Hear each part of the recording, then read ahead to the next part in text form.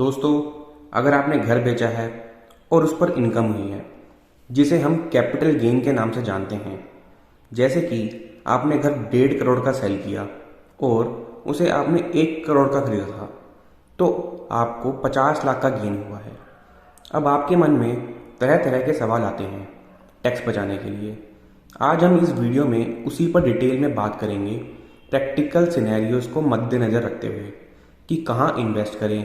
नई प्रॉपर्टी खरीद ली पर रजिस्ट्री नहीं हुई तो उसका क्या करें, बिल्डर को एडवांस दे दिया, आईटीआर में क्या दिखाएं, प्रॉफिट अमाउंट का क्या करें, एग्जम्पशन कैसे लें, प्लॉट खरीद ले या प्लॉट खरीद कर उस पर घर बना ले या कोई पुराने होम लोन को पे कर दे। आपके मन में बहुत सारे क्वेश्चंस आते हैं।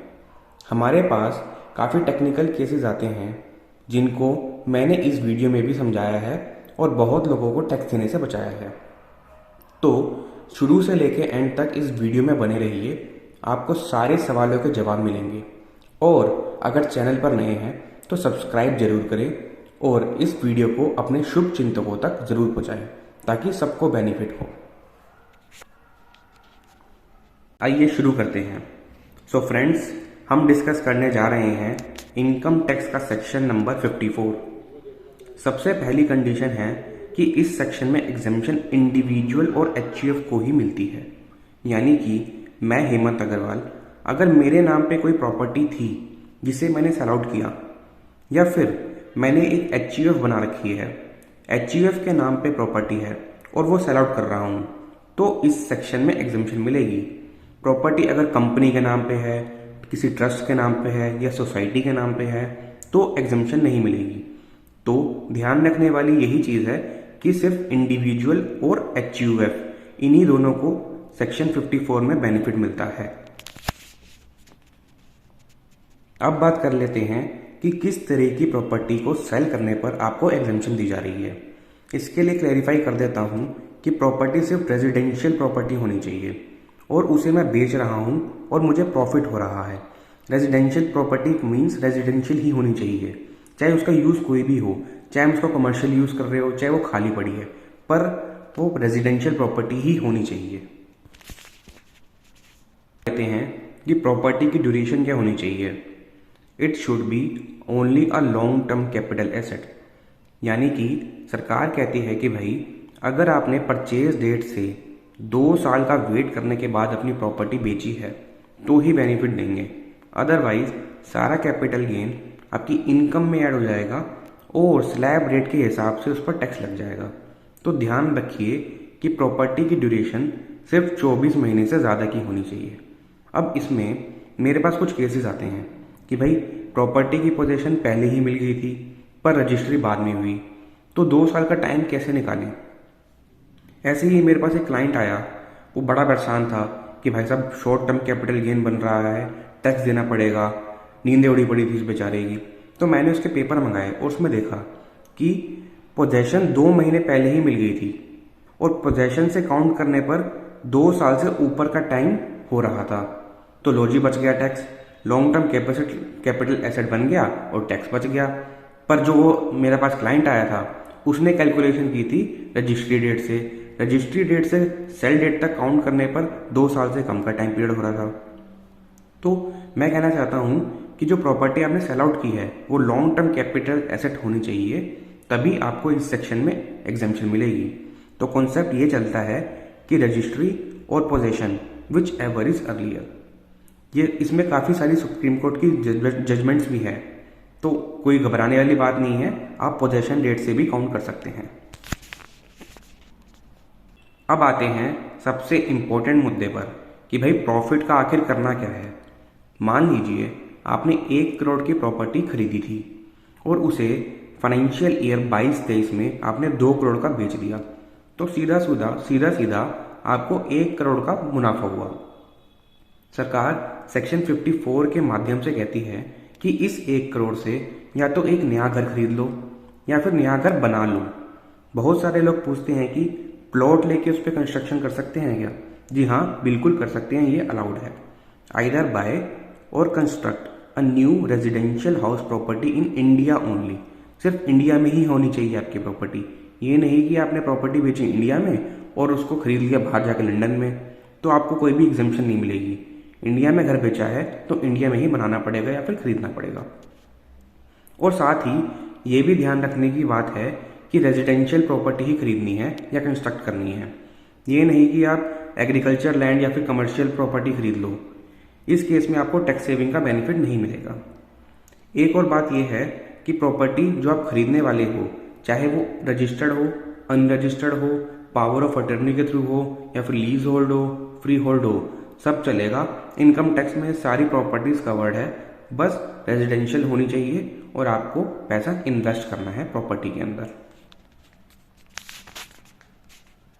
इस सेक्शन में कुछ टाइम लिमिट भी दे रखी है, जो आपको कैपिटल गेन का अमाउंट रेजिडेंशियल हाउस में इन्वेस्ट करना है उसकी टाइम लिमिट ये देख लेते हैं। बहुत सारे लोग यहीं पर गलती करते हैं, प्रॉपर्टी बेचकर सो जाते हैं और 3-4 साल बाद खरीदने या फिर बनाने की सोचते हैं और फिर उन्हें एग्जम्पशन नहीं मिलती और उन्हें टैक्स देना पड़ता है। तो बात कर लेते हैं टाइम लिमिट की। टाइम लिमिट है, अगर आप प्रॉपर्टी परचेज कर रहे हैं तो उसे 2 साल के अंदर अंदर परचेज कर ले, या फिर आपने जिस दिन प्रॉपर्टी सेल की है उससे 1 साल पहले ही आपने प्रॉपर्टी खरीद ली हो तो वो भी चलेगी।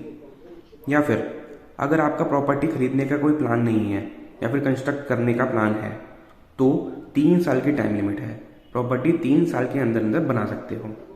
और ये सारी टाइम लिमिट्स हमें देखनी है जो हमने पुरानी प्रॉपर्टी बेची है, सेल आउट की है, ट्रांसफर डेट से हमें ये 1 साल की, 2 साल की और 3 साल की टाइम लिमिट देखनी है। 1 साल मतलब जिस दिन आपने प्रॉपर्टी बेची उससे 1 साल पहले खरीद सकते हो, जिस दिन आपने प्रॉपर्टी बेची उसके 2 साल बाद खरीद सकते हो, 2 साल के अंदर अंदर, या फिर उसके 3 साल के अंदर अंदर कंस्ट्रक्ट कर सकते हो। अब ये जो मैंने टाइम लिमिट्स की बातें बताई हैं, इन्हीं में हमारे पास बहुत सारे केसेस आते हैं, उन्हें मैं आपके साथ डिस्कस कर देता हूँ। पहली बात, अगर आप प्रॉपर्टी परचेज कर रहे हैं 2 साल के टाइम पीरियड में और आपने प्रॉपर्टी खरीदने के लिए एडवांस दे दिया है, पोजेशन भी ले ली है, पर रजिस्ट्री 2 साल के बाद हुई है, यानी कि 2 साल का टाइम लैप्स हो गया, उसके बाद आपकी रजिस्ट्री हुई है, इस केस में आपको एग्जम्पशन मिल जाएगी। सरकार कहती है आपने पैसे दे दिए, बात खत्म, पैसा आपके पास नहीं रहना चाहिए, आपने इन्वेस्ट कर दिया 2 साल में, बहुत बढ़िया है, रजिस्ट्री चाहे बाद में हुई हो आपको एग्जम्पशन मिल जाएगी, कोई इशू नहीं है। अब दूसरा पॉइंट देख लेते हैं। कंस्ट्रक्शन के केस में पेमेंट होनी चाहिए। बहुत बार ये केस आते हैं कि भाई 3 साल बीत गए लेकिन कंस्ट्रक्शन पूरी नहीं हुई है, तो इस केस में आपको एग्जम्पशन तब मिलेगी जब आपने कंस्ट्रक्शन के लिए जो पेमेंट बनती है उस पेमेंट को 3 साल के अंदर अंदर बिल्डर को दे दी है, और बिल्डर भाई बाद में बिल्डर निकम्मा निकला या फिर फ्रॉड निकला, इसमें आपकी गलती नहीं है, आपको एग्जम्पशन बिल्कुल मिलेगी। इनकम टैक्स डिपार्टमेंट आपको देगा, बट आपको ये प्रूव करना पड़ेगा कि आपने सारी पेमेंट बिल्डर को दे दी है। इसमें काफ़ी सारे जजमेंट्स हैं, उसके हिसाब से हम बता रहे हैं कि आप 3 साल में पेमेंट कर दो, कंस्ट्रक्शन चाहे बाद में हो, कोई इशू नहीं है, आपको एग्जम्पशन मिलेगी। अब बात कर लेते हैं कि कितनी एग्जम्पशन मिलेगी। सेक्शन 54 बोलता है जितना आपने कैपिटल गेन कमाया और जितना आपने इन्वेस्ट किया, इसमें से जो भी कम वैल्यू है उसकी आपको एग्जम्पशन मिल जाएगी। मीन्स कैपिटल गेन अर्नड और investment made which ever is less. इसको हम एक एग्जाम्पल से समझते हैं। सपोज आपको कैपिटल गेन 50 लाख का हुआ और आप 50 लाख की प्रॉपर्टी में इन्वेस्ट कर देते हैं, तो आपको 50 लाख की पूरी एग्जम्पशन मिल जाएगी। लेकिन अगर आप सिर्फ 40 लाख इन्वेस्ट करते हैं तो जाहिर सी बात है आपको 50 लाख की नहीं 40 लाख की एग्जम्पशन मिलेगी। और अगर आप 50 लाख के गेन को इन्वेस्ट करने के लिए 60 लाख लगा देते हैं, 60 लाख की प्रॉपर्टी खरीद लेते हैं, तो भी 50 लाख की ही एग्जम्पशन मिलेगी। जाहिर सी बात है कि भाई जितना प्रॉफिट है उससे ज़्यादा तो एग्जम्पशन मिलेगी नहीं, चाहे आप 60 लाख लगाओ चाहे 1 करोड़ लगाओ, तो आपको 50 लाख की ही एग्जम्पशन मिलेगी। एक बात हमेशा याद रखना, प्रॉपर्टी सेल परचेज के मैटर में हमेशा किसी ना किसी कंसल्टेंट या फिर चार्टर्ड अकाउंटेंट को पहले ही हायर कर लो, जो आपको स्टार्टिंग से लेके एंड तक पूरी एडवाइस करेगा। 5, 10, 15 हज़ार रुपये फीस दे दो उसको, बाद में आपको झंझट नहीं होगा, बाद में धक्के खाने नहीं पड़ेंगे, वरना बहुत गलतियाँ हो जाती है। जब बाद में इनकम टैक्स के नोटिस आते हैं और टैक्स इंटरेस्ट और पेनल्टी के साथ भरना पड़ता है तो बहुत दुख होता है। लोगों के पास टाइम भी नहीं होता इसको हैंडल करने के लिए। तो मेरी आपको यही हिदायत है कि आप पहले से ही किसी ना किसी सीए को हायर कर लें और उसके हिसाब से ट्रांजैक्शंस को अंजाम दें। अब बात कर लेते हैं एक कैपिटल गेन अकाउंट स्कीम की, जो सेक्शन 54 में अवेलेबल होती है। इसको हम एक एग्जांपल से समझते हैं। सपोज फाइनेंशियल ईयर 22-23 में आपने एक प्रॉपर्टी बेची और अभी आप इन्वेस्ट करने के मूड में नहीं हैं। आपको पता ही है, मैंने ऊपर टाइम लिमिट 1 साल, 2 साल में या फिर 3 साल में, 2 साल में परचेज कर लो या 3 साल में कंस्ट्रक्ट कर लो, लेकिन अभी आप उसके मूड में नहीं है कि भाई परचेज करो, या फिर आपको मन नहीं बन रहा, या फिर कोई प्रॉपर्टी पसंद नहीं आ रही है। तो बात कर लेते हैं फाइनेंशियल ईयर 22-23 की जो ITR है, आपको पता ही होगा, उसको हमें भरनी होती है 31 जुलाई 2023 तक, यानी कि फाइनेंशियल ईयर खत्म होने के 4 महीने के अंदर अंदर आपको ITR फाइल करनी है। अब जब वो ITR फाइल करोगे तो आपको टैक्स देना पड़ जाएगा। तो इसीलिए सरकार ने स्कीम निकाल रखी है कैपिटल गेन अकाउंट स्कीम की। जितना आपको कैपिटल गेन अमाउंट इन्वेस्ट करना है, वो एक शेड्यूल्ड बैंक में अकाउंट खुलवा कर उसके अंदर डिपॉजिट कर दो और उस अमाउंट को 2 साल में या फिर 3 साल में, जैसे भी आपकी सिचुएशन है, वहाँ से निकाल कर इन्वेस्ट कर दे धीरे धीरे टाइम के साथ। और आप एग्जाम्पशन भी ले सकते हैं अपनी ITR की ड्यू डेट फाइलिंग तक। इसका सिंपल सा यही फंडा है कि पैसा आपके पास नहीं रहना चाहिए, आप इस अकाउंट में पैसा डाल दो और अपना इनकम टैक्स में एग्जम्पशन ले लो। लास्ट पॉइंट की और बात कर लेते हैं। सेक्शन 54 आपके ऊपर एक रिस्ट्रिक्शन भी लगाता है एग्जम्पशन लेने के लिए।